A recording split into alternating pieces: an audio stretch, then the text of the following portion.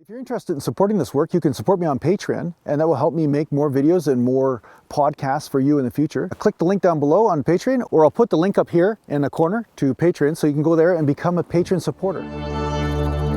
Get mantra and meditation MP3s at JasonGallant.ca. Today I'd like to talk to you a little bit about mind and reality. Now, it's a pretty common misconception amongst certain people that when somebody is on the spiritual path, they become all flaky. They start crushing up leaves, throwing it in their tea, and then doing readings about what they're supposed to do for the day. Or they break out the Ouija board, or they do some sort of hokey stuff and then make decisions in their life based on this. But nothing could be further from the truth. See, the difference between mind and reality is really what this path is all about. Your mind tells you all sorts of things that are not in alignment with what is before you. Truth, reality, groundedness. Right? The mind goes off on a story and tries to overlay that on top of reality, and that's where suffering begins. But once you stop believing the stories or the fiction of the mind, you start using the mind in a very practical way. You start using the mind to respond to reality, to process the information necessary to deal with this level of it. Now, when you exit the mind, there is fulfillment, there's that spaciousness, there are the experiences of the source of who you are. This brings energy, it brings enthusiasm, it brings love, it brings freedom, it brings peace. But in the end, it also brings clarity about seeing a deeper level of truth in all things. You start to perceive a higher percentage of reality in comparison to your fiction. You see, the mind becomes crystal clear. It doesn't have any veils. It's like wearing, I always use the metaphor of sunglasses. If you have sunglasses that are full of mud, then everywhere you look, you see mud. But once the sunglasses are clean, then more clarity is possible. Perhaps it's a bit duller, but it's still more clear than having mud on them, right? So the clearer the mind is, the more you're able to truly perceive.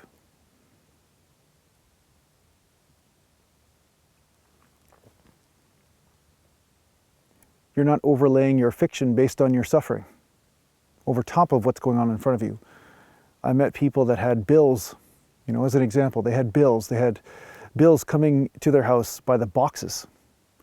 And they weren't paying them because they didn't want to see the stress or experience the stress involved with seeing those bills. But of course, the repercussion of not paying them would also be apparent because this is reality, this is life, this is what's happening. But instead, they overlaid a story over top of the bills. Like, I don't need to see them. The universe will just take care of it, right? So their mind was using a spiritual story to cover up the truth. It's like a Frankensteinian X-Files. So this is not spirituality. This is not enlightenment. Enlightenment is all about facing what is here. Not avoiding it with some story, not trying to buffer yourself based on what's going on in front of you. And yes, sometimes hard decisions are necessary. But remember that buffer of fulfillment I told you about? That peace, that freedom that's with you? When that's with you, it's much easier to become practical. It's much easier to move through the battlefield of life because at least you have this warrior angel at your side.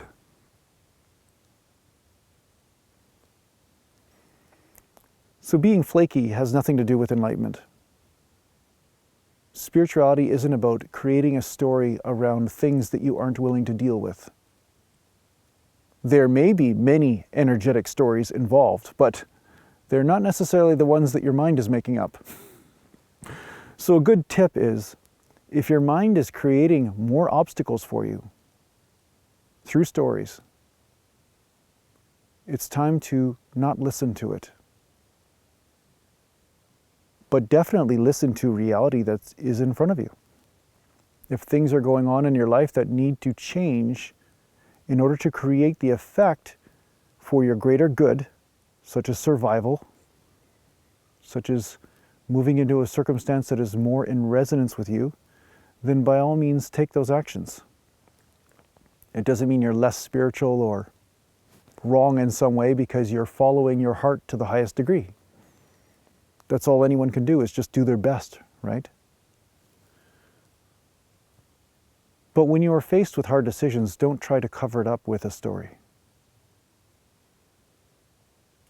Don't also let the mind pull you into suffering needlessly so that you become helpless. Sometimes people do this. They let their mind tell them stories of absolute despair so then they don't have to take action. Perhaps they're trying to avoid conflict. Perhaps they're trying to avoid work. Perhaps they're trying to avoid doing anything at all, right? Because it's human nature sometimes to become lazy.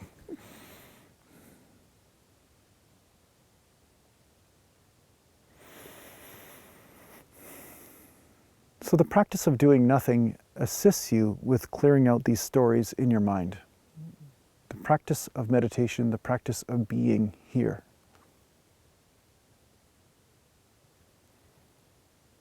But as you are more efficient at doing nothing, you will also become extremely efficient at doing something. And there will be more joy in that.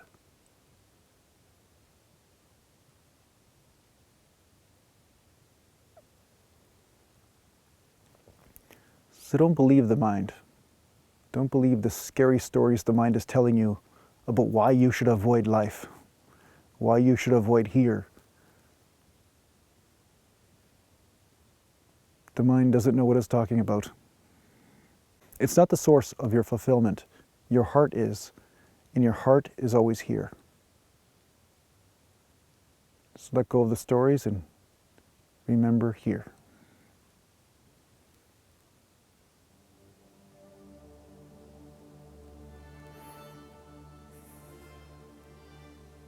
I hope this helps you on your spiritual journey. Take care for now. Those of you who are interested in taking a formal course on enlightenment, my teacher Aratima offers a formal course called the Wisdom Life School. You can get more information at aratima.com.